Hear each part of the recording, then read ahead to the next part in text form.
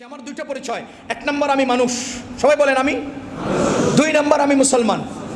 আরে মানুষও খায়, অমানুষও খায়, জানোয়ারও খায়। এখন জানোয়ারেও খায়, আমি মানুষেও খাইলাম। আমার খাওয়ার জানোয়ারের খাওয়ার মধ্যে তফাৎ না হলে আমি মানুষ হলাম কেন? অমুসলমানেও খায়, আমিও খাই। আমার খাওয়ার অমুসলমানের খাওয়ার মধ্যে ব্যবধান না হলে আমি মুসলমান হলাম কেন? আমি মানুষ কেন যদি গরুর খাওয়ার আমার খাওয়ায় খায়? আমি মুসলিম কেন যদি হিন্দুর খাওয়ার আমার খাওয়ায় খায়? আমার খাওয়ার পদ্ধতি ভিন্ন হতে হবে কারণ আমি মানুষ। আমার খাওয়ার পদ্ধতি ভিন্ন হতে হবে কারণ আমি মুসলমান। বলেন আমার পরিচয় কয়টা? মানুষ, মুসলমান। আমার খাওয়া জানোয়ারের মতো হবে না, আমি মানুষ। আমার খাওয়া ইহুদি খ্রিস্টানের মতো হবে না, আমি মুসলমান। পারবেন তো ইনশাআল্লাহ? আল্লাহ আমাদেরকে তৌফিক দান করুন।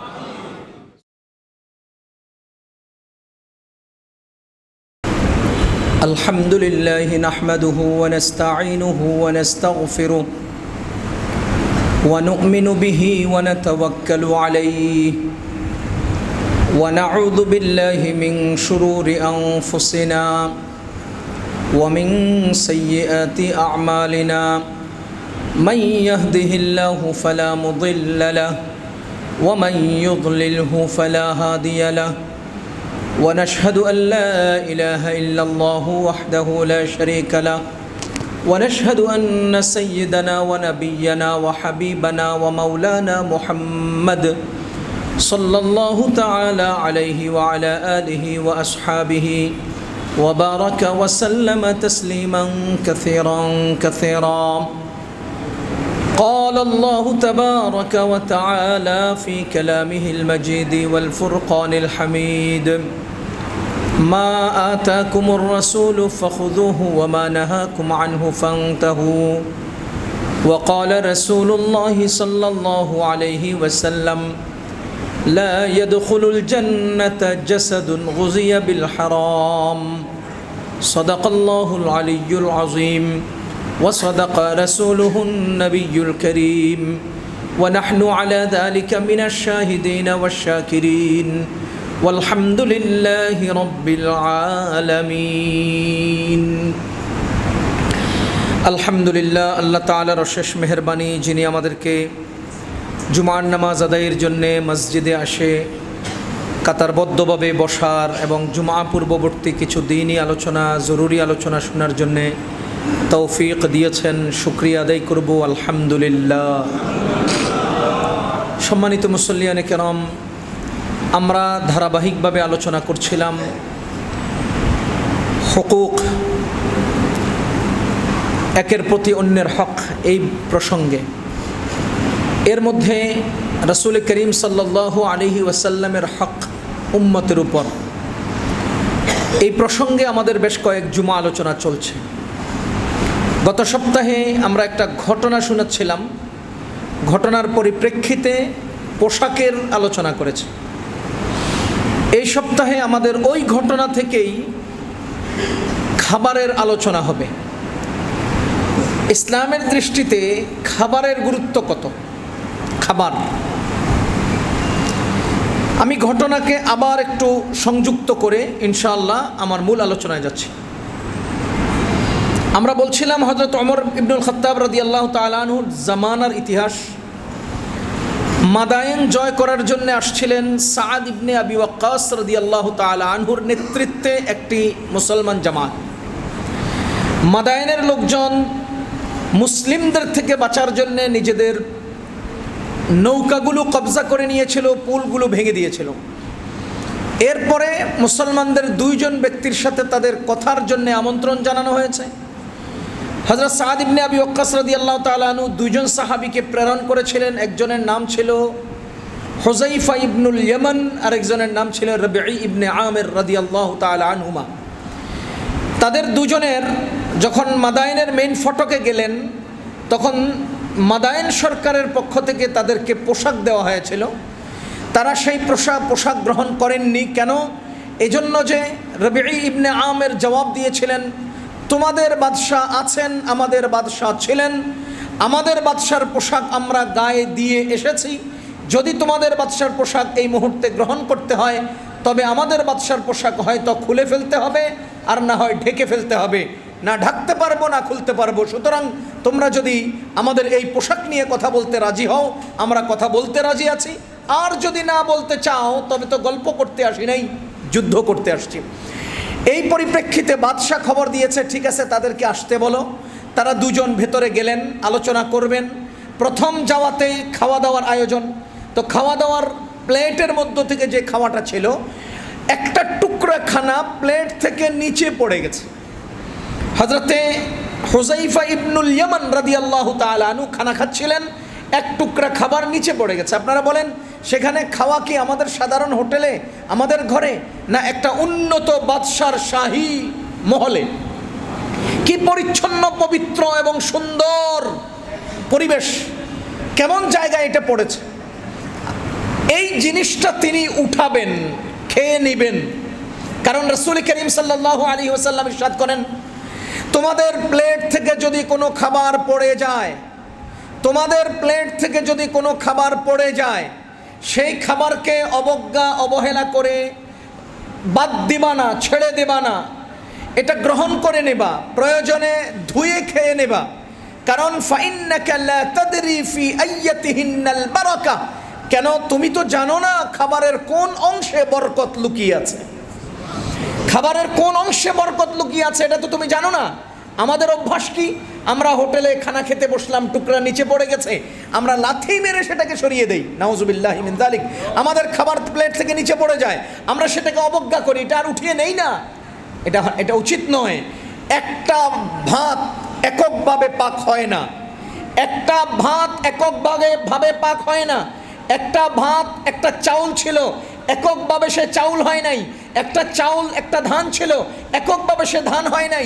অনেক বড় একটা ক্ষেতের মধ্যে ধান করা হয়েছে, অনেকগুলো ধানের সাথে তার জন্ম হয়েছে, অনেকগুলো ধানের সাথে মেশিনে গিয়েছে, অনেকগুলো ধানের সাথে সে চাউল হয়েছে, অনেকগুলো চাউলের সাথে সে পাক হয়েছে, অনেকগুলো ভাতের সাথে আপনার প্লেটে এসেছে।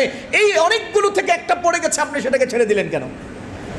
এরকম অনেকগুলো একটা দিয়েই তো আপনার প্লেটে সবগুলো ভাত, এমন অনেকগুলো একটা দিয়েই তো এগুলো চাউল, অনেকগুলো একটা দিয়েই তো একটা ধান, একটা ক্ষেতের ধান। তাহলে একটাকে আপনি অবহেলা করবেন কেন? একটাকে অবহেলা করা মানে আপনি পুরা প্লেটের খাবারকে অবহেলা করা, একটাকে অবহেলা করা মানে আপনি পুরা ক্ষেতের ধানকে অবহেলা করা, একটাকে অবহেলা করা মানে পুরা পেছনের সিস্টেমকে অবহেলা করা। না, একটা দিয়ে হয় না, একটা এককভাবে ভাত হয় নাই, সে অনেকগুলো চাউলের সাথে একত্র হয়ে পাতিলে এরপরে সে ভাত হয়েছে। আপনি প্লেট থেকে সে পড়ে গেল, আপনি তাকে ছেড়ে দিলেন কেন? এজন্য নবীজি বলেন, ফাইন্নাকা লা তাদরি ফি আইয়াতিহিন্নাল বারাকা, কোন লোকমায় খাবারের বরকত লুকিয়ে আছে তুমি জানো না। সুতরাং তুমি মনে করে নাও যে এটার মধ্যেই বরকত, এটাকে আমাকে উঠিয়ে নিতে হবে। কিন্তু আমরা যেটা করি, এখন সামান্য একটু ইঙ্গিত দেই তো বুঝবেন। আমরা যেটা করি, আমরা আমাদের খাবার তো আধা আধা খাবার প্লেটে রেখেই উঠে যাই। আফসোস, আমরা আধা আধা খাবার প্লেটে রেখে উঠে যাই, আমরা খাবারের কোনো গুরুত্ব দেই না। রাসূল করিম সাল্লাল্লাহু আলাইহি ওয়াসাল্লাম বলেন, প্লেটের খানা খাও, শেষ করো, প্লেটকে মুছে খাও। প্লেটের খাবার শেষ করো, প্লেট মুছে খাও। আমরা এখন তো চামচ দিয়ে খাই, একটা দিয়ে জাতা দিয়ে ধরি আর একটা দিয়ে টান দিয়ে ছিঁড়া খাই। এরপরে আধা আধা খানা রেখে টিস্যু একটা দিয়ে গাল মুছে দিয়ে উঠে চলে যাই। এটা আমাদের কেমন হয়ে গেল? মুসলমান কোথায় চলে গেলাম? আফসোস, দুঃখ রাখারও কোনো জায়গা নেই মুসলমানদের আজকে। মুসলমান গোলামি করবে না কি করবে? নবীজির আদর্শ ছেড়ে যে যত দূরে যাবে, সে অপর পক্ষের তত বেশি লাথিয়ে রুষ্টা খাবে। এটাই স্বাভাবিক, এটাই স্বাভাবিক। আপনি দেখেন, রাসূল করিম সাল্লাল্লাহু আলাইহি ওয়াসাল্লাম বলেন, আমি আজকে আপনাদেরকে হাদিসটা শোনাচ্ছি, অন্তত আমার আশা, আমার আলোচনা যতজনে শুনছেন সবাই এই আমলটা অন্তত করবেন। নবীজি বলেন, মান আকালা ফি কাসআতিন ফালা হিসাহা, মান আকালা ফি কাসআতিন ফালা হিসাহা ইস্তাগফারাত লাহুল কাসআ, যে ব্যক্তি কোনো পাত্রে খানা খাবে, এরপরে ওই পাত্রটাকে মুছে খাবে, নবীজি বলেন ওই পাত্র এই ব্যক্তির জন্য ইস্তিগফার করতে থাকবে, বলবে, আল্লাহ, লোকটা আমাকে যেমন মুছে পরিষ্কার করেছে, তুমিও তাকে গুনাহ মাফ করে পরিষ্কার করে দাও। আমরা ছেড়ে দেই পাত্র কি আমরা আঙ্গুল চাটি খাই না, আমরা প্লেট মুছে খাই না, আমরা প্লেটে আধার দিয়ে খানা রেখে দেই। আমরা খাবার ডাইন হাতেই খাই না, বাম হাতে খাই। আরে বাম হাতে খাই, বাম হাতে না খাইলে আমাদের পোষ হয় না, আমাদের আমাদের আমাদের ফ্যাশন তৈরি হয় না, আমাদের ভাব আসে না। বাম হাতে খাইলে ভাব আসে। আমি তো চোখ বুঝে বলি, আজকের জুমা থেকে বলি, পেছনেও বলেছি, সামনেও বলবো, বাংলাদেশ পৃথিবীর বুকে যেই মুসলমান বাম হাতে খায়, এর চেয়ে নিচু রুচির কোনো মানুষ দুনিয়াতে হতে পারে না, এর চেয়ে খবিস দুনিয়াতে আর কেউ হতে পারে না। যেই বাম হাত দিয়ে নাক সাফ করলেন সেটা দিয়ে আপনি খান কেন? যেই বাম হাত দিয়ে আপনি বাথরুম সাফ করেন তার দ্বারা আপনি খাবেন কেন? যেই বাম হাত দিয়ে আপনি আবর্জনা পরিষ্কার করেন, বাম হাত দিয়ে জুতা বহন করেন, সেই বাম হাতে আপনি খান কেন? আপনার রুচিতে বাধে না? নবীজি বলেন লা তাকুলু বিশিমাল, লা তাকুলু বিশিমাল। শুনেন, লা তাকুলু বিশিমাল, বাম হাতে খেও না। বলেন লা তাকুলু বিশিমাল, সবাই বলেন তোমরা বাম হাতে খেও না। কে বলেছেন? বলেন বলেন, কে বলেছেন? আমরা আজ থেকে বাম হাতে খাবো না। সবাই বলেন আজ থেকে বাম হাতে খাবো না। কেন খাবো না? নবীজি নিষেধ করেছেন, কেন খাবো না? বলেন বলেন, কেন খাবো না?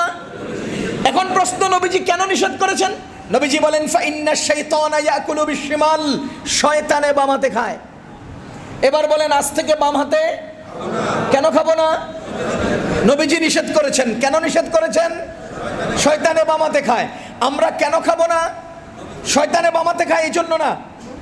বলেন শয়তানে বাম হাতে খায় এই জন্য আমি বাম হাতে খাবো না, এটা না। আমি বাম হাতে খাবো না, নবীজি নিষেধ করেছেন এই জন্য। তাহলে এটা আমার এই কর্মটা নবীজির সাথে সংযুক্ত হবে। নিশ্চয়ই আমরা আর বাম হাতে খাবো না। বলেন কেন নবীজি নিষেধ করেছেন? কেন নিষেধ করেছেন? শয়তান বাম হাতে খায়। লা তাকুলু বিশিমাল ফাইন্না শাইতানা ইয়াকুলু বিশিমাল, নিশ্চয় তোমরা বাম হাতে খেও না, কারণ শয়তানে বাম হাতে খায়। এখন যদি কারো বাম হাতে খাবার মুখে চলে যায় কি করবেন? যদি কারো আগের অভ্যাস মতো বাম হাতে মুখে চলে যায় কি করবেন? আমি আপনাকে পরামর্শ দিতে পারি, যেহেতু এটা খাবার, থুক মেরে ফেলে দিতে পারবো না, এটা তো রিজিক, এজন্য মুখে থাকবে। বাম হাতে ঢুকলো কেন? এই জন্য ডাইন হাত দিয়ে বাম কানটার একটা টান দিবেন। এই বেটা এ অন্যায় করলি কেন? ডাইন হাত দিয়ে বাম কান একটা মলা দিবেন, অথবা বাম হাত দিয়ে ডাইন কান একটা মলা দিবেন, দিয়ে বলবেন কি এই বেটা এ অন্যায় করলি কেন? আবার ওই যেহেতু এটা রিজিকের জন্য থুকে ফেলবেন না, মনে মনে ইস্তেগফার করে গিলে ফেলবেন। একদিন, দুই দিন, তিন দিন করেন, ইনশাআল্লাহ চতুর্থ দিন শয়তান আপনাকে আর এই তওবা করার সুযোগ দিবে না। কবে যে বাপ তো ডাইনেতেই খা, কারণ এই শাস্তি নিজের উপরে নেওয়ার কারণে আপনার সওয়াব বেশি হবে। এজন্য আজ থেকে যদি বাম হাতে খাবার মুখে চলে যায় কি করব? নিজের উপরে শাস্তি নির্ধারণ করব। বলেন নিজের উপরে শাস্তি নির্ধারণ করব। শাস্তি তিন প্রকার হতে পারে। একটা হলো শারীরিক, দিব কান টানা। 2 নাম্বার হলো 10 টাকা সদকা করবো, একবার বাম হাতে খাবো, 10 টাকা সদকা করবো। আর্থিক যদি অন্যায় আর্থিক জরিমানা যদি নিজের উপর চাপান, 3 দিন, তৃতীয়বারের পরে চতুর্থবার আর করবেন না, কারণ 30 টাকা গেছে বাম হাতে খাইয়া, আর কত? 3 নাম্বার 2 রাকাত নামাজ পড়বো। বাম হাতে একবার খাবো তো 2 রাকাত নামাজ পড়বো, দ্বিতীয়বার নামাজ পড়তে সুযোগ দিবে না শয়তান আপনাকে। সুতরাং আজ থেকে বাম হাতে খাবো, আজ থেকে বাম হাতে খাবো না ইনশাআল্লাহ। আমি একটা ঘটনা মনে পড়ছে, এটা মুফতি দেলাওয়ার সাহেবের বর্ণনা, আমাদের মুস্তফা আল হোসাইনি সাহেব রহমতুল্লাহি আলাইহির ব্যাপারে। আমরা আরও আগের কোনো এক বুজুর্গের ব্যাপারে ঘটনা শুনেছি। মুস্তফা আল হোসাইনি সাহেবের ব্যাপারে হলেও এটা সত্য এবং যৌক্তিক হতে পারে, কারণ ওনারা আমাদের মুরব্বীদের অনুসারী। উনি একদিন হোটেলে বসে খানা খেতে বসছেন, হোটেলে বসে খাবেন, তো মুরগি অর্ডার দিছেন। এখন মুরগির হাড্ডি, গোশত চাবাইয়া চুইসা যা না হলে নয় তা উনি গিলে খাচ্ছেন, হাড্ডি একদম পিষে ফেলছেন।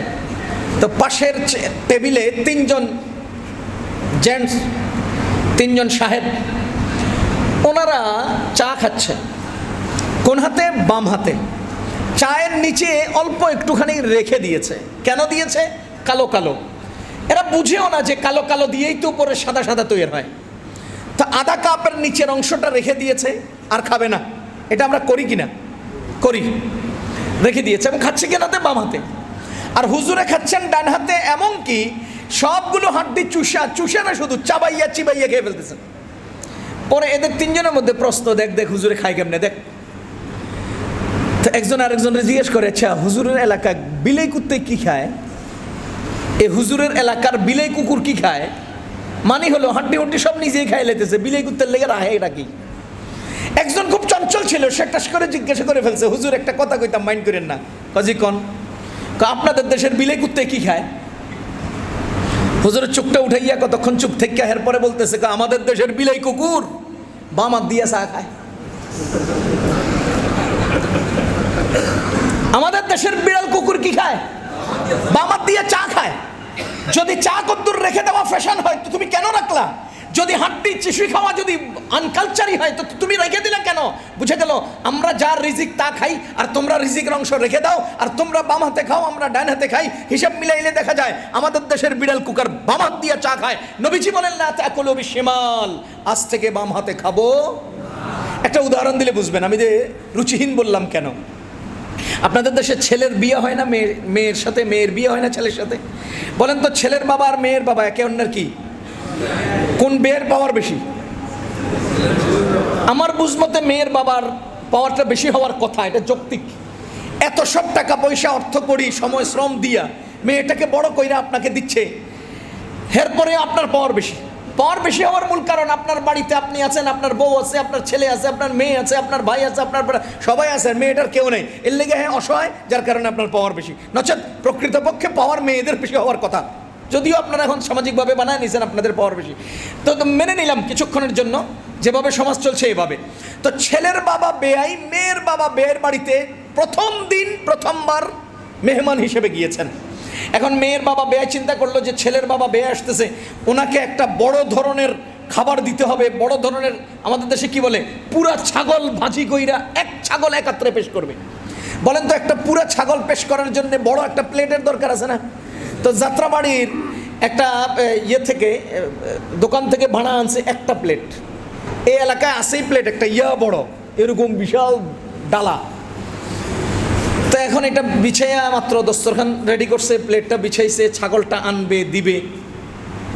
এমন সময় 1.5 বছরের একটা বাচ্চা দৌড়াদৌড়ি করতে করতে হাঁটতে হাঁটতে সে আর বুঝে না এই প্লেটের উপরে উঠা কতক্ষণ ফাল দিয়া জায়গার মধ্যে পায়খানা করেছে। কোথায় পায়খানা করছে? প্লেটে। এখন বলেন তো, এই প্লেটে কি দিবে? বেয়াইকে ছাগল দিবে। ওই প্লেটে বাচ্চা কি করলো? পায়খানা করে দিল। এবার মেয়ের বাবা বেয়ে কয়, আয় হায় তওবা তওবা তওবা তওবা, করলোটা কি? পোলাটাই করলোটা কি? ওরে কোনো রকম ওখান থেকে উঠায় নিয়ে প্লেটটারে ভিতরে নিয়ে পরিষ্কার কইরা পানি দিয়া ধুইয়া, লিকুইড দিয়া ধুইছে, বালু দিয়া ধুইছে, সাবান দিয়া, মানে এভাবে 32 বার প্লেটটাকে ধুইছে। ধুইয়া এরপরে এনে আবার বেয়ের সামনে ছাগল সহ দিছে। ওই প্লেট, যেই প্লেটে 10 মিনিট আগে একটা বাচ্চা পায়খানা করছে। এবার আপনারা ইনসাফের সাথে বলেন তো, এই ছেলের বাবা বেয়াই এই প্লেটের ছাগল, এই খাবার খাবে? বলেন না, বলেন না, খাবে? সে কি ওই ঘরে বসে থাকবে না উঠে দিবে তো? আরে কি আশ্চর্য, আর কি পরিমাণ রুচিহীন!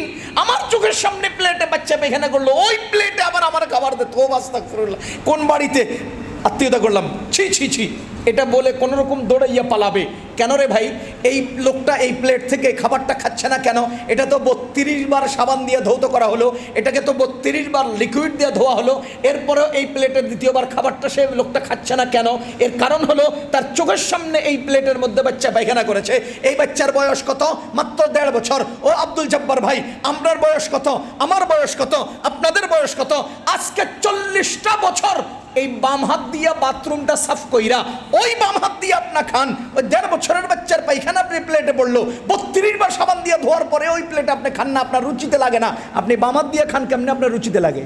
আপনি তো বুইরা, আপনি তো 60 বছরের বুইরা, আপনি তো 60 বছর যাবত বাম হাত দিয়ে বাথরুম সাফ করলেন, আপনি তো 50 বছর যাবত বাম হাত দিয়ে বাথরুম সাফ করলেন। 1.5 বছরের বাচ্চার বাথরুম আপনার কাছে ঘিন লাগে, আপনি 40 বছরের বুইরার পায়খানা আপনার কাছে ঘিন লাগে না?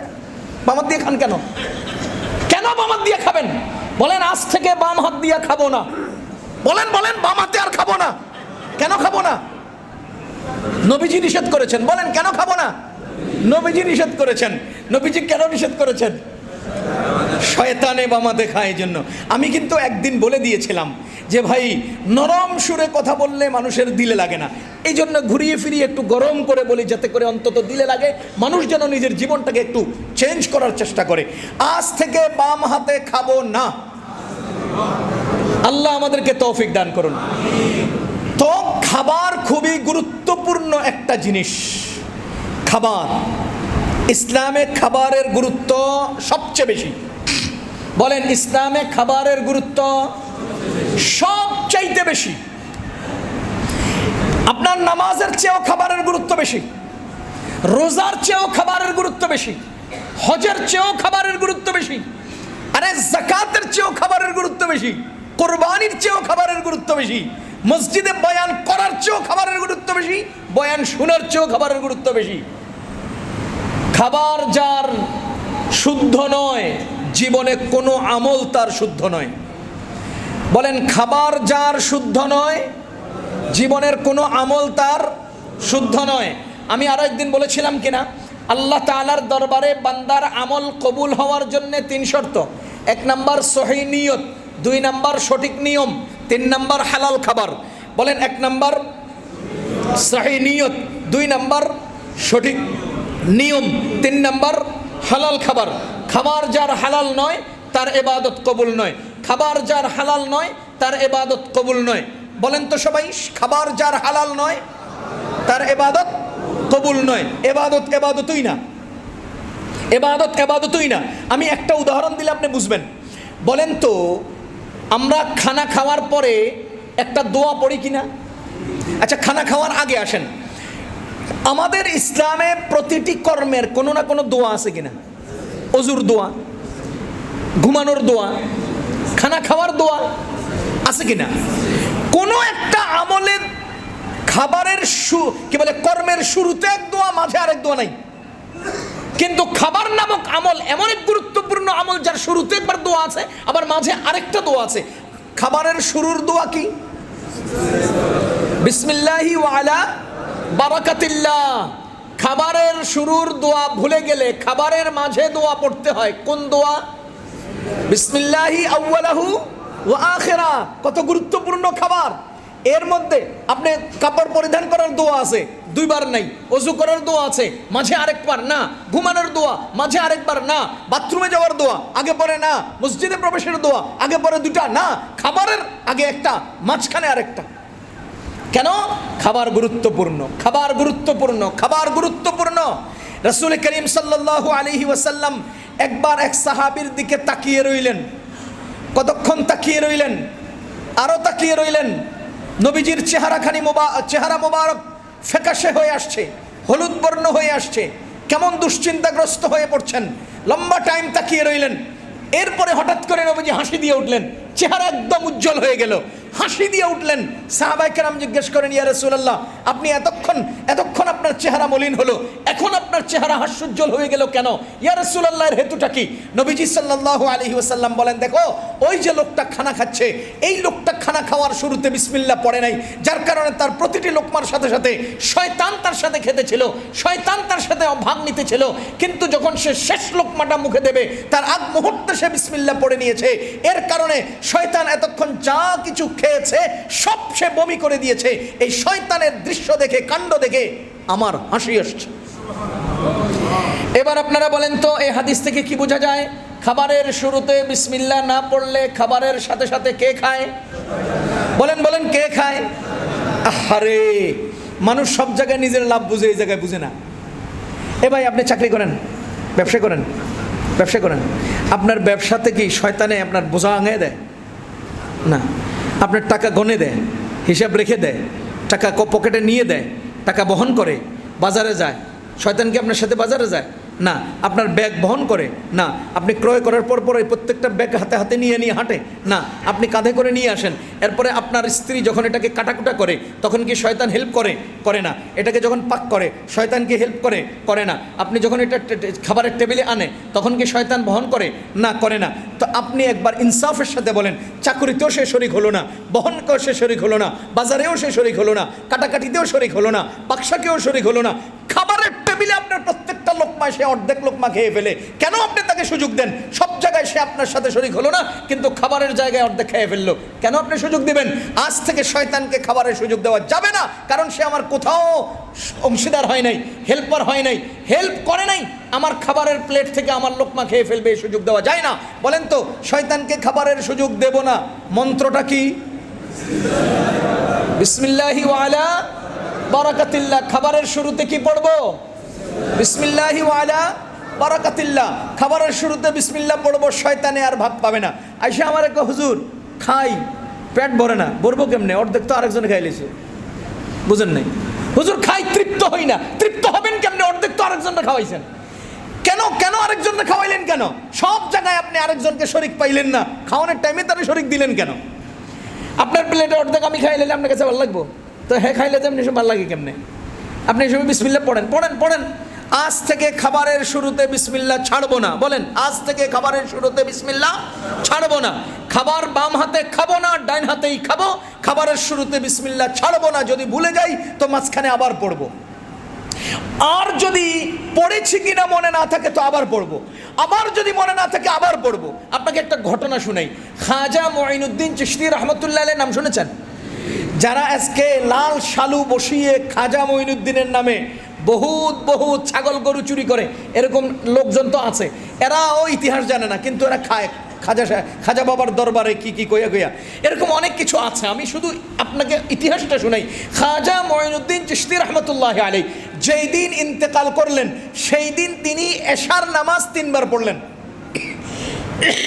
কিভাবে কিভাবে? ইনি এশার নামাজ আদায় করলেন, এরপরে ওনার বেহুশি তৈরি হয়ে গেল, বেহুশ হয়ে গেলেন। কিছুক্ষণ পরে হুঁশ ফিরে আসছে। পরে প্রথম প্রশ্ন ছিল, আমি কি এশার নামাজ পড়েছি? তো মুরিদানরা বলতে, জি হুজুর আপনি এশার নামাজ পড়ছেন। আমার তো মনে পড়ে না। আবার এশার নামাজ পড়ছেন, আবার বেহুশ হয়ে গেছেন। আবার কতক্ষণ পরে যখন উনি জেগে উঠলেন তো জিজ্ঞেস করলেন, আমি কি এশার নামাজ পড়েছি? বলে, জি পড়েছেন। আমার তো মনে পড়ে না। তিনি আবার পড়লেন। এই 3 বার এশার নামাজ পড়ার পরে ওনার ইন্তেকাল হয়েছে। আমরা এখান থেকে কি শিক্ষা পাই? আপনি খাবারের শুরুতে বিসমিল্লাহ পড়েছেন, ভুলে গেছেন, আবার পড়েন। আবার পড়ছেন কিনা ভুলে গেছেন, আবার পড়েন। যেমন নামাজের পরে আয়াতুল কুরসি পড়ার ইতিহাস। আয়াতুল কুরসি পড়ার একটা আমল আছে। আজকে ফজরের নামাজের পরে পড়েছি কিনা মনে নাই, কটা বাজে মনে পড়ছে? 7টায় পড়ে নেব। আরে আমি পড়ছি কিনা মনে নাই, 8টায় মনে পড়ছে, পড়বো। জোহরের আগ পর্যন্ত যখন মনে পড়ে তখন পড়বো। যদি ভুলে যাই, যতবার ভুলি ততবার পড়বো, সমস্যা কি? এটা আমল আমরা শিখবো, এটা আমল করব। তাহলে খাওয়ার শুরুতে বিসমিল্লাহ যদি পড়ি পড়বো, যদি না পড়ি মনে না থাকে আবার পড়বো, মনে থাকলেও আবার পড়বো, সমস্যা কি? শুরুতে বিসমিল্লাহ পড়বো ইনশাআল্লাহ। যদি না পড়ি তাহলে খাবার অংশীদার আরেকজন হয়ে যাবে, খাবারের অংশীদার আরেকজন হয়ে যাবে। আল্লাহ আমাদেরকে হেফাজত করুন। তো যেটা বলছিলাম, খাবারের শেষে আমরা যে দোয়া পড়ি, সুবহানাল্লাহি ওয়া বিহামদিহি, খাবার আমাদের ইসলামের চেয়ে কত গুরুত্বপূর্ণ এটা বোঝানোর জন্য আমি দোয়াটা শোনাচ্ছি আপনাকে। ইস্তেঞ্জা করি কিনা আমরা? টয়লেটে আমাদের কি হয়? আমাদের পেটের আবর্জনা দূর হয়। আমাদের কি হয়? আবর্জনা দূরীভূত হওয়ার পরিপ্রেক্ষিতে আমরা এক মহা বিপদ থেকে বেঁচে যাই। এই তো আবর্জনা দূর হয়, এর মাধ্যমে আমরা একটা বিপদ থেকে মুক্ত হই। এজন্য আমরা ইস্তেঞ্জার পরে দোয়া পড়ি, আলহামদুলিল্লাহিল্লাযী আল্লাযী আযহাবা আন্নিল আযা ওয়া আফানি। ওই প্রশংসা সকল ওই আল্লাহর, যিনি আযহাবা দূর করেছেন, আন্নি আমার থেকে, আল আযা কষ্ট, ওয়া আফানি আমাকে এবং নিরাপত্তা দিয়েছেন, আমাকে মুক্ত করেছেন, বিপদ মুক্ত করেছেন। তাহলে আমার আবর্জনা দূর করেছেন, আমাকে বিপদ মুক্ত করেছেন। যেই দুটা কাজ হয়েছে, দুটার প্রশংসা করলাম, দুটার শুকরিয়া আদায় করলাম, আলহামদুলিল্লাহিল্লাযী আযহাবা আন্নিল আযা ওয়া আফানি। কিন্তু এবার আপনি বলেন তো, খানা খাইলাম যখন, তখন আমরা কয়টা কাজ করলাম? বলেন না, কয়টা কাজ করলাম? 2টা। খাইলাম আর পান করলাম, এই তো। বলেন, খানা খাইলাম আর পান করলাম। তাহলে আমরা খাওয়া আর পান করার পরিপ্রেক্ষিতেই তো শুকরিয়া আদায় করার কথা। আলহামদুলিল্লাহিল্লাযী আত'আমানা ওয়া সাকানা। সকল প্রশংসা ওই আল্লাহর, যিনি আমাকে আত'আমানা খাওয়ালেন, ওয়া সাকানা পান করালেন। দোয়া শেষ। কিন্তু বলেন তো, এরপরে কি দোয়ার আরো অংশ আছে কিনা? কি সেই অংশটা? ওয়া জাআলানা মিনাল মুসলিমিন, আমাকে মুসলমান বানালেন। কিরে ভাই, খানা খাইলাম তো খাইলাম আর পান করলাম, আমি শুকরিয়া আদায় করব যে আল্লাহ, আপনি আপনার প্রশংসা এই জন্য যে আপনি আমাকে খাওয়ালেন, আপনার প্রশংসা এই জন্য যে আপনি আমাকে পান করালেন। কিন্তু খাওয়ার পান করার সাথে ওয়াজআলানা মিনাল মুসলিমিন, মুসলমান বানালেন কেন আসলো? এর মূল কারণ হলো এই খাওয়া শুদ্ধ হলেই মুসলমানিত্ব শুদ্ধ হয়। এই খাওয়া শুদ্ধ হলে মুসলমানিত্ব শুদ্ধ হয়, খাওয়া শুদ্ধ না হলে মুসলমানিত্ব শুদ্ধ হয় না, খাওয়া শুদ্ধ না হলে মুসলমানিত্বের যাবতীয় আমলের কোনোটাই শুদ্ধ হয় না। এজন্য খাওয়ার পরে মুসলমান হওয়ার শুকরিয়া জড়ায় দিছে, খাওয়ার পরে মুসলমান হওয়ার শুকরিয়া আল্লাহ রাসূল জড়ায় দিয়েছেন। কেন? এজন্য যে আমার খাওয়া সহি হলে মুসলমানিত্ব সহি হয়। যার কারণে আমরা যদি খাওয়া হারাম হয় আমার নামাজ কবুল হয় না, তাইলে মুসলমানির যে নামাজ বাতিল। আমার খাবার সহি না হলে রোজা নামক মুসলমানি বাতিল, আমার খাবার সহি না হলে হজ নামক মুসলমানি বাতিল, আমার খাবার সহি না হলে আমার জাকাত নামক মুসলমানি বাতিল, আমার খাবার সহি না হলে আমার কোরবানি বাতিল। আপনি একটা ছাগল 15 লাখ টাকা না 15 কোটি টাকা দিয়ে কিনেন, যদি অর্জন হালাল হয় তাহলে আপনার 15 টাকার ছাগল কবুল, যদি অর্জন হালাল না হয় তো 15 কোটি টাকার গরুও বাতিল। তামাশা করতে আসছেন? তামাশা। জামানা এখন তামাশার, জামানা এখন ভাইরালের, জামানা এখন দেখানোর। আরে জামানা এখন দেখানোর, জামানা এখন ভাইরাল হওয়ার, জামানা এখন তামাশার। আফসোস আফসোস আফসোস ভাইও, খাবার হারাম হয় 2 মাধ্যমে। বলেন খাবার হারাম হয়, আমি আরো একদিন বলেছিলাম কিনা, খাবার হারাম হয় কয় মাধ্যমে? 2। বলেন এটা কি? বলেন তো এটা কি? পানি নামক পণ্যটা হালাল না হারাম? সবাই বলেন না, পানি নামক পণ্যটা হালাল না হারাম? সুতরাং আমার জন্য রাখা এই বোতলের পানি আমি এখন পান করব, হালাল না হারাম? হালাল। এটা পানি নামক পণ্য, এটা হালাল। এবার বলেন এই বোতলের মধ্যে যদি মাদক থাকে, মদ থাকে, বলেন তো ওই মদ নামক পণ্য হালাল না হারাম? এখন আমি ইমাম সাহেব পান করলেও, আমি খতিব সাহেব পান করলেও, মসজিদের সভাপতি সাহেব পান করলেও, বাংলাদেশের প্রধানমন্ত্রী সাহেব পান করলেও, যেহেতু পণ্য হারাম সেহেতু এটা হালাল হওয়ার কোনো উপায় নাই। 2 নম্বর, এটা পানি, এটা পণ্য হালাল, সুতরাং এটা পান করা হালাল। পক্ষান্তরে বুঝা গেল পণ্য হালাল হয়, পণ্য হারাম হয়। এই পরিপ্রেক্ষিতে একটা পণ্য হালাল ও অপর একটা পণ্য হারাম। পক্ষান্তরে এই বোতলের পানিটা আমার এই যে এখানে আছে, এখন এটা হালাল। আমি এক দোকানে গিয়ে বললাম যে ভাইও আমাকে আধা পোয়া সরিষার তেল দেন। উনি সরিষার তেল মাপার জন্য ভিতরে গেলেন, আমি আপনার পানির কেস থেকে বোতলটা পকেটে করে নিয়ে আসলাম। এবার আপনি বলেন তো এই বোতলের পানিটা কি? পানি। বোতলের পানিটা কি? পানি। পণ্য হালাল না হারাম? কিন্তু এই মুহূর্তে আমি যে পদ্ধতিতে নিয়ে আসলাম, এই পদ্ধতির পানিটা হালাল না হারাম? এটা পণ্য হালাল হলেও ওই উপার্জনের মাধ্যম হারাম হওয়ার কারণে এই পণ্য হারাম হয়ে গেছে। আমি কি আপনাকে বুঝাতে পারছি? আপনার এই বোতলে যদি মদ থাকে, মদ উপার্জনের পথ হালাল হোক আর হারাম হোক, পণ্য হারাম তো পণ্য হারাম। পক্ষান্তরে এই বোতলে পানি থাকলে পানিটা পণ্য হালাল, কিন্তু যদি হালাল উপায়ে আসে এটা হালাল, হারাম উপায়ে আসলে এটা হারাম। আমি আল্লাহর কসম করে বলছি, পৃথিবীর কোনো আপেল হারাম হওয়ার কথা না, পৃথিবীর কোনো মালটা হারাম হওয়ার কথা না, পৃথিবীর কোনো খেজুর হারাম হওয়ার কথা না। পক্ষান্তরে আপনার ওই আপেল যদি আপনি ঘুষের টাকা দিয়ে ক্রয় করেন তো ঘুষের টাকা হারাম হওয়ার কারণে বাজারের আপেল আপনার হারাম হচ্ছে, সুদের টাকা হারাম হওয়ার কারণে সুদের টাকায় অর্জিত সেই গরু আর ছাগলও হারাম হচ্ছে। আপনি কি মনে করেছেন গরু মানি হালাল? না না না না, হারাম তো এক মাধ্যমে হারাম, হালাল 3 কারণে হারাম হয়। হালাল হারাম হয় বেশি কারণে, হারাম হারাম হয় এক কারণে। আচ্ছা আপনারা বলেন তো শুয়োর হালাল না হারাম? পৃথিবীর কোনো উপায় আছে, কোনো প্রসেস আছে, কোনো পদ্ধতি আছে শুয়োরকে হালাল করার? বলেন আছে? এবার বলেন গরু আর ছাগল হালাল না হারাম? আসেন, ইন্নামা হাররামা আলাইকুমুল মাইতাতা, নিশ্চয় আল্লাহ মৃত প্রাণীকে হারাম করেছেন। এবার বলেন গরু মৃত হলে হালাল না হারাম? তা আপনি একটু আগে গরুরে হালাল বললেন কোন যুক্তিতে? বুঝা গেল গরু নামক হালাল পণ্য মৃত হলে হারাম হয়। এই একটা জিনিস হালাল ছিল কিন্তু এখন হারাম হওয়ার অপশন। 2 নম্বর, ওয়াদ্দামা, প্রবাহিত রক্ত। গরু নামক প্রাণীর গায়ের প্রবাহিত রক্ত হালাল না হারাম? হারাম, তাহলে দ্বিতীয় নম্বরে গরু নামক প্রাণীর অংশ হারাম হয়েছে। 3 নম্বর ওয়ামা উহিল্লা লিগাইরিল্লাহি বিহি, আর যেই প্রাণী আল্লাহ ছাড়া অন্যের নামে জবাই হয় সেই প্রাণী হালাল না হারাম? এবার বলেন মাজারে বাবার নামে জবাইকৃত গরু আর ছাগল হালাল না হারাম? জোরে কন না ভাই, আপনারা খান তো এর লিগে কন না, বুঝি তো আমরা। আপনারা যে খান বাবার নামের জবাইকৃত গরু আর ছাগল, এটা আমরা বুঝি এই জন্য কন না। যেখানে যে আক্রান্ত সেখানে সে কথা কয় না। সুদখোর সুদের বিরুদ্ধে কথা বলে আর গায়ে জ্বলে, ঘুষখোর ঘুষের বিরুদ্ধে কথা বললে গায়ে জ্বলে, চুপ করে থাকে। কিরিমি আপনি জোরে কন, বলে বাবার নামে জবাইকৃত জন্তু, জোরে কন, যে খান হ্যাঁ জোরে কন। খান কেন লিগে? আপনি খাইতে পারেন, আমরা কইতেও পারবো না। আপনি খাইতে পারবেন, আমরা কইতেও পারবো না। আফসোস, জামানাটা এমন এক জায়গায় গিয়ে পৌঁছে, চোরা বেটা চুরি করে আরেকজনে কইতেও পারে না। যা হোক, বলেন গরু নামক প্রাণী মইরা গেলে, গরু নামক প্রাণীর প্রবাহিত রক্ত, গরু নামক প্রাণী আল্লাহ ছাড়া অন্যের নামে জবাই হলে, তাহলে হালাল নামক প্রাণীটার মধ্যে হারামের অপশন কম না বেশি? আর ইন্নামা হাররামা আলাইকুমুল মাইতাতা ওয়াদ দামা ওয়া লাহমাল খিনজির, শুয়োরের গোশতকে আল্লাহ হারাম করেছে, হালালের কোনো অপশন? তাইলে বোঝা গেল হালালের মধ্যে হারামের অপশন আছে, হারামের মধ্যে হালালের কোনো অপশন নাই। এজন্য আমরা বুঝাতে চাচ্ছি এই কথা, সরাসরি পণ্য হারাম তো ওই হারাম খাইলেও আপনার ইবাদত কবুল হবে না, কিন্তু পণ্য অর্জনের উপায় হারাম তো ওই পণ্য হারাম তো সেই হারাম অর্জন করলেও আপনার ইবাদত কবুল হবে না।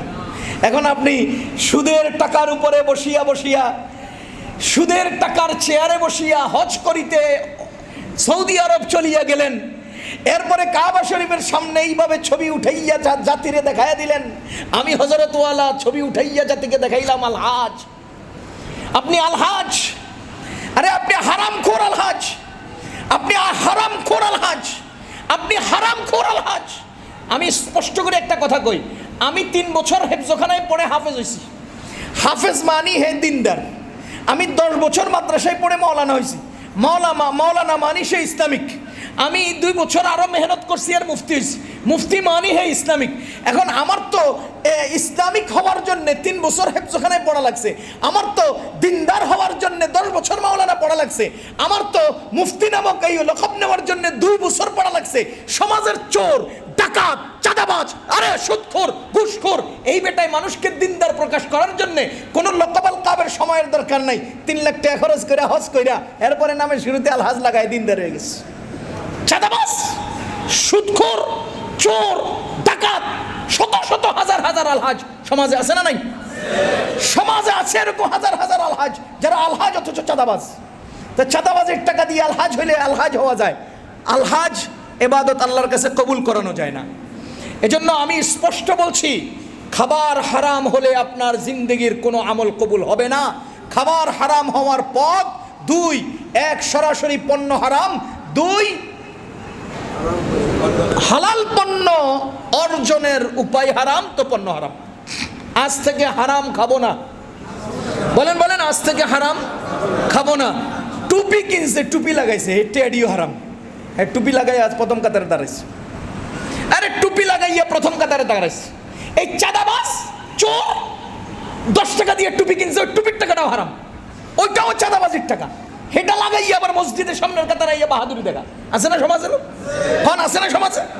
এই সমস্ত লোকগুলো জাহেরান যতই নিজেকে দাবি করুক না কেন, স্পষ্টতর মিম্বর থেকে বলছি, তাদের কোনো আমল কবুল নয়, তাদের কোনো আমল কবুল নয়। যেই লোকের কোনো আমল কবুল নয় সেই লোকের আমল নয়, অভিনয়। আমরা অভিনয়তে বিশ্বাসী নই। আপনাদেরকে খুব জোর গলায় বলছি, চাপ দিয়ে বলছি, আঘাত করে বলছি, জোর দাবি দিয়ে বলছি, আজ থেকে হারাম স্পর্শ করব না। বলেন, আজ থেকে হারাম স্পর্শ করব না। পৃথিবী কতদিন থেকে শুরু হয়েছে বলেন তো? পৃথিবী কতদিন থেকে শুরু হয়েছে বলেন তো? পৃথিবী কতদিন থাকবে বলেন তো? আল্লাহ তাআলা সূরা মুমিনুনে, কোরআন শরীফে আছে, খুলে দেখেন। সূরা মুমিনুনে আল্লাহ জিজ্ঞেস করেন, কাম লাবিস্তুম ফিল আরদি আদাদা সিনিন, বছরের হিসাবে তুমি দুনিয়াতে কতদিন ছিলা? ক্বালু লাবিসনা ইয়াওমান, তারা বলবে আল্লাহ একদিন ছিলাম।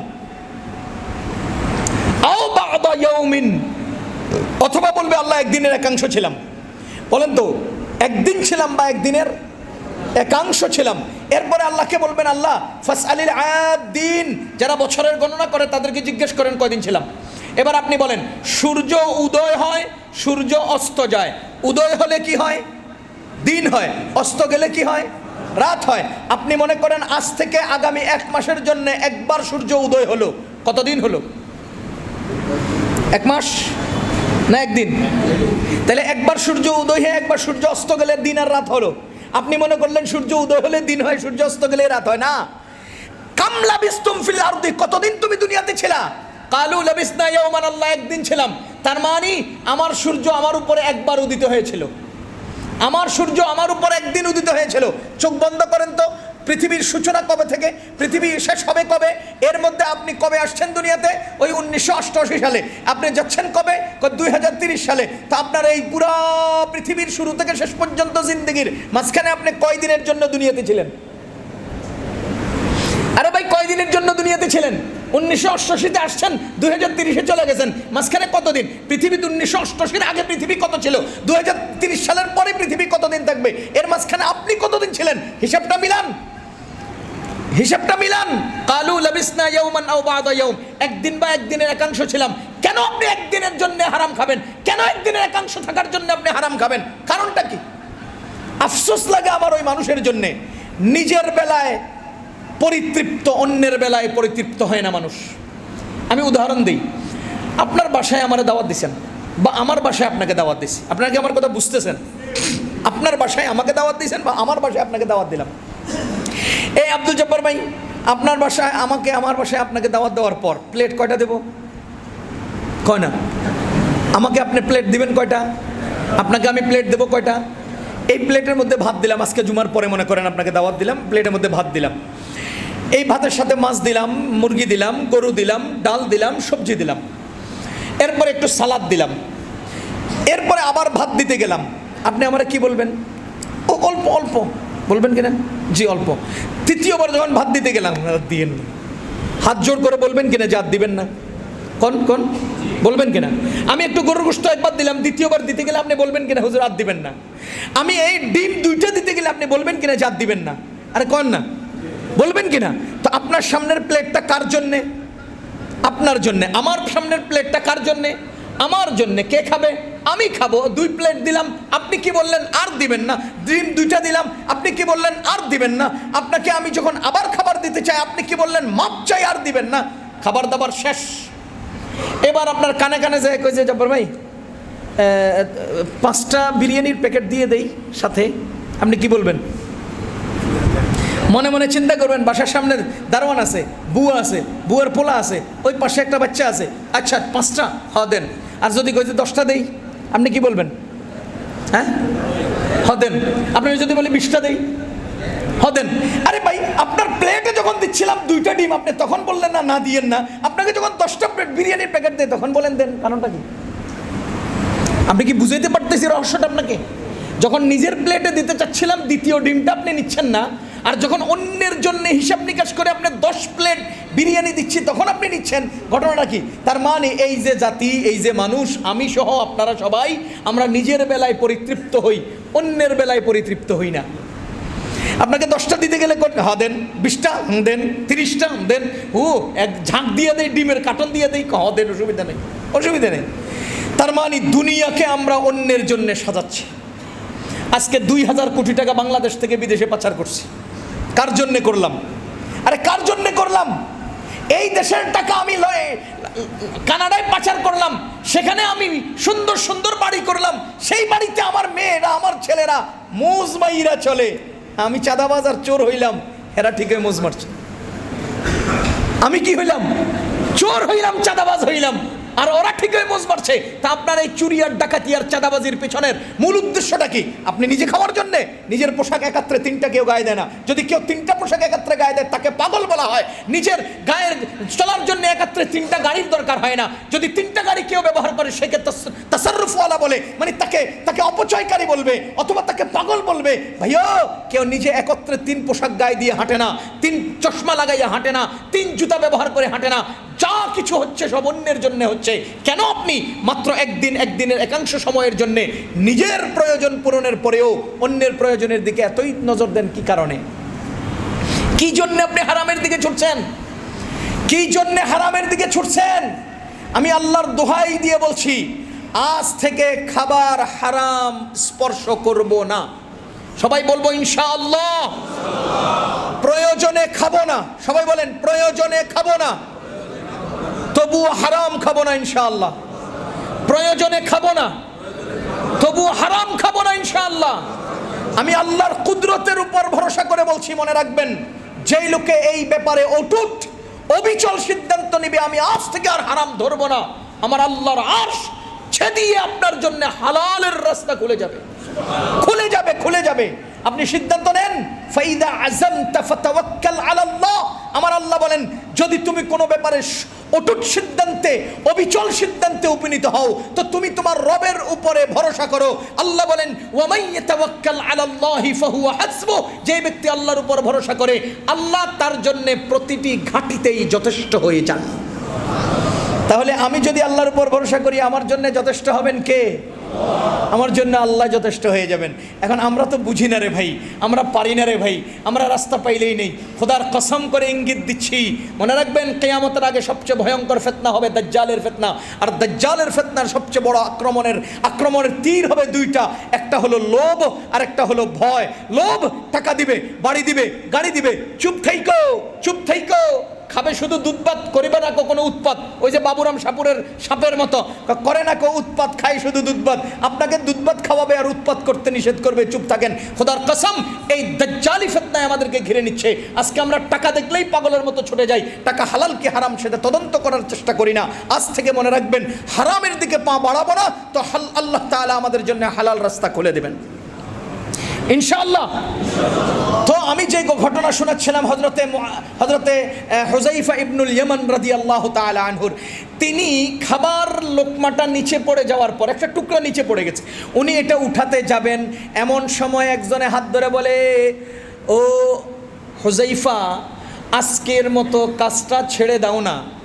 এত সুন্দর আলিশান রাজপ্রাসাদে এটা উঠাইয়া খেতে গেলে তোমাদেরকে কি বলবে, কি বলবে? এমন মজার খাবার মনে হয় জিন্দেগিতে এই লোকগুলো আর পায় নাই। এরা মনে হয় ভীষণ ক্ষুধার্ত। এরকম কত রঙের কথা, কত রঙের ইয়ে করবে, তোমাদেরকে টিটকারি করবে। ছেড়ে দাও না, আজকের মতো খাবারটা ফেলে দাও না। আমাদের হযরত হুযাইফা ইবনুল ইয়ামান রাদিয়াল্লাহু তাআলা আনহু বলেন, আতরুকু সুন্নাত রাসূলিল্লাহি সাল্লাল্লাহু আলাইহি ওয়াসাল্লাম লিহাউলাইল হুমাকা। আমি কি ছেড়ে দেব আমার রাসূলের সুন্নত এই সমস্ত আহাম্মকদের জন্য?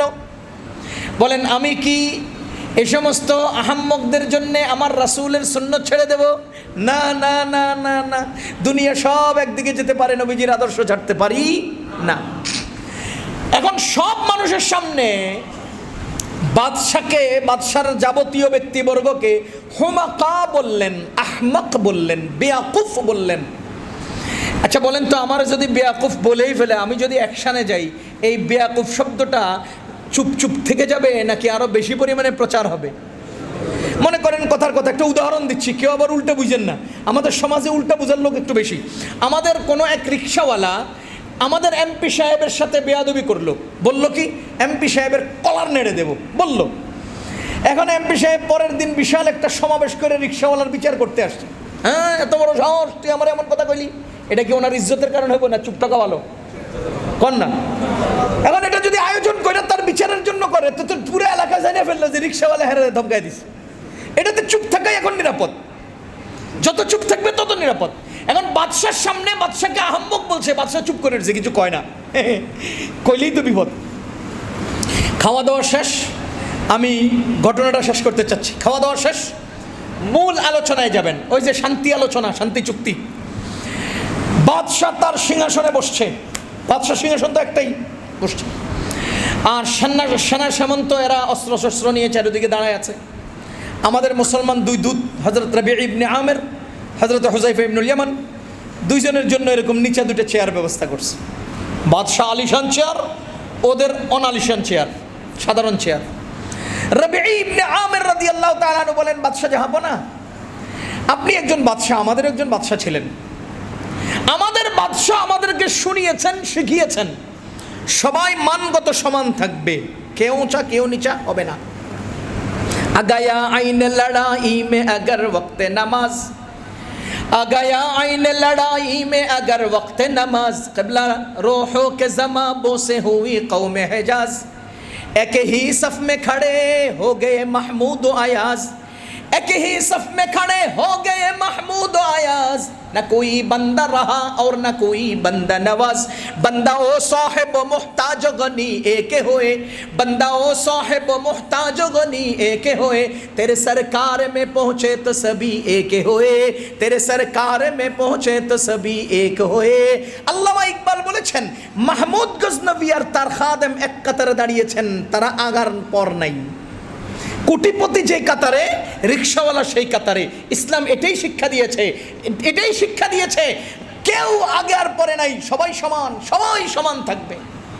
বাদশাহ জাহাপনা আমাদের বাদশাহ আমাদেরকে শিখিয়েছেন সমান থাকতে হবে। এখন আপনি এত উন্নত চেয়ার নিয়েছেন আর আমাদের জন্য নর্মাল চেয়ার দিয়েছেন, এটা হতে পারে না। আমাদেরকে ডেকে এনেছেন, আমরা আসি নাই। আমাদেরকে দাওয়াত দিয়ে এনেছেন, আমরা নিজে আসি নাই। যদি আমাদের সাথে কথা বলতে হয় আমাদের বাদশার পদ্ধতিতে আসতে হবে। চেয়ার 3টা আপনার মতো হবে, আর না হলে আপনি ওখান থেকে নেমে আমাদের মতো সাধারণ চেয়ারে নামতে হবে, এর আগে কথা হবে না।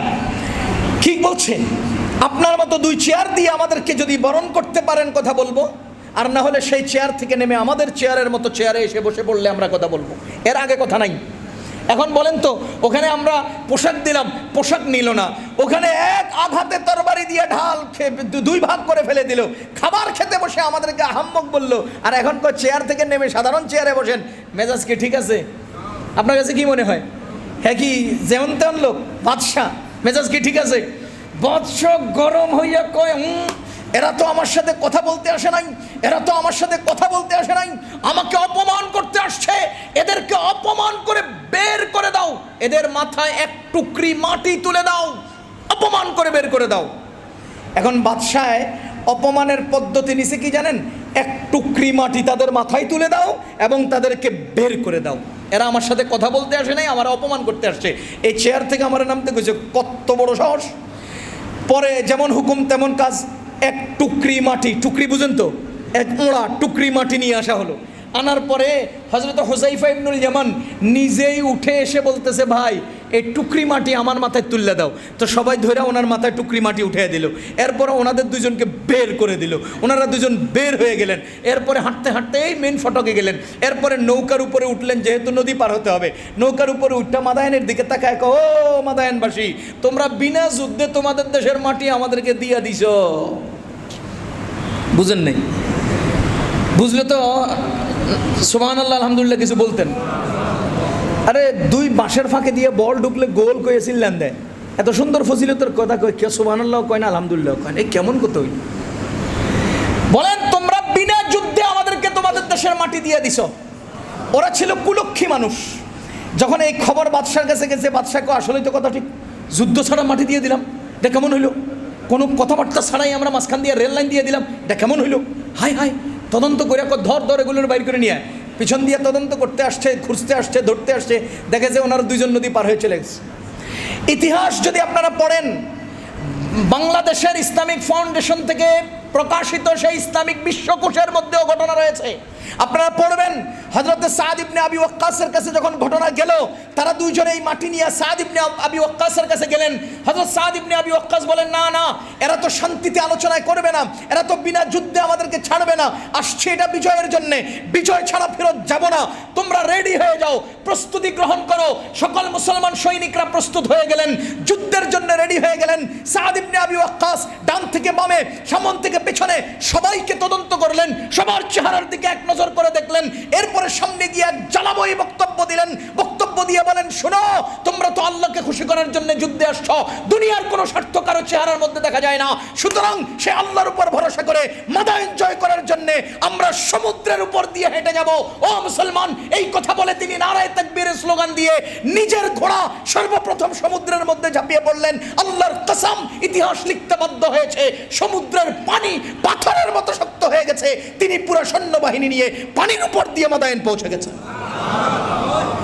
মাদায়েনবাসী যখন নাকি দেখলো যে কিরে ভাই পানির উপর দিয়ে বাহিনী আসতেছে, পানির উপর দিয়া বাহিনী আসতেছে, এটা কেমন কথা? ওরা কোন রকম সামনে যা পাইছে এটা নিয়ে পিছনের দরজা দিয়া পালাইয়া গেছে। মুসলমান জোহরের নামাজের আগে মাদায়েন পৌঁছে কালিমার পতাকা উড্ডীন করে আজান দিয়ে বিনা যুদ্ধে মাদায়েন জয় করে, বিনা যুদ্ধে মাদায়েন দখল করে জামাতের সাথে জোহরের নামাজ আদায় করেছে। এজন্য মুসলমান শুরু থেকে শেষ পর্যন্ত যে গল্প আর ঘটনা আমি শুনিয়েছি, পুরা ঘটনার মূল কথা হলো মুহাম্মদুর রাসূলুল্লাহ সাল্লাল্লাহু আলাইহি ওয়াসাল্লামের আদর্শের মধ্যে আমাদের সম্মান, নবীজির আদর্শের মধ্যে আমাদের ইজ্জত, নবীজির আদর্শের মধ্যে আমাদের শান, আমাদের শওকত, আমাদের জীবন, আমাদের নিরাপত্তা, আমাদের সব কিছু। এজন্য আজ থেকে সিদ্ধান্ত নেন, আমরা আমাদের জীবন চলার পথে প্রতিটি ক্ষেত্রে ক্ষেত্রে নবীজির আদর্শ খুঁজে খুঁজে সেই মতো আমল করব। এমন বহু আমল আছে যেগুলো আমরা বাধ্য হয়ে করি। আচ্ছা বলেন, নুক বড় হলে নুক কাটি না আমরা? খিদা লাগলে খাই না আমরা? দাঁত ময়লা হলে মাজি না আমরা? চুল বড় হলে কাটি না আমরা? পেশাবের দরকার হলে পেশাব করি না আমরা? করে না কে? পৃথিবীর কে করে না? তো আপনিও করেন, আমিও করি, হিন্দুরাও করে, মুসলমানরাও করে, গরুও করে, ছাগলও করে। তো হেরা করলে হেগোটা ইবাদত হয় না? আমিও করলাম, আমারটাও ইবাদত হলো না? তো আমি আর মুসলমানের মধ্যে তফাৎ রইল কোথায়? বলেন, আমার দুইটা পরিচয়, একথা বলে শেষ করছি। আমার দুইটা পরিচয়, এক নম্বর আমি মানুষ, সবাই বলেন আমি। দুই নম্বর আমি মুসলমান। আরে মানুষও খায়, অমানুষও খায়, জানোয়ারও খায়। এখন জানোয়ারেও খায়, আমি মানুষেও খাইলাম। আমার খাওয়ার জানোয়ারের খাওয়ার মধ্যে তফাৎ না হলে আমি মানুষ হলাম কেন? অমুসলমানেও খায়, আমিও খাই। আমার খাওয়ার অমুসলমানের খাওয়ার মধ্যে ব্যবধান না হলে আমি মুসলমান হলাম কেন? আমি মানুষ কেন যদি গরুর খাওয়ার আমার খাওয়া এক হয়? আমি মুসলিম কেন যদি হিন্দুর খাওয়ার আমার খাওয়া এক হয়? আমার খাওয়ার পদ্ধতি ভিন্ন হতে হবে কারণ আমি মানুষ, আমার খাওয়ার পদ্ধতি ভিন্ন হতে হবে কারণ আমি মুসলমান। বলেন, আমার পরিচয় কয়টা? মানুষ, মুসলমান। আমার খাওয়া জানোয়ারের মতো হবে না, আমি মানুষ। আমার খাওয়া ইহুদি খ্রিস্টানের মতো হবে না, আমি মুসলমান। পারবেন তো ইনশাআল্লাহ? আল্লাহ আমাদেরকে তৌফিক দান করুন।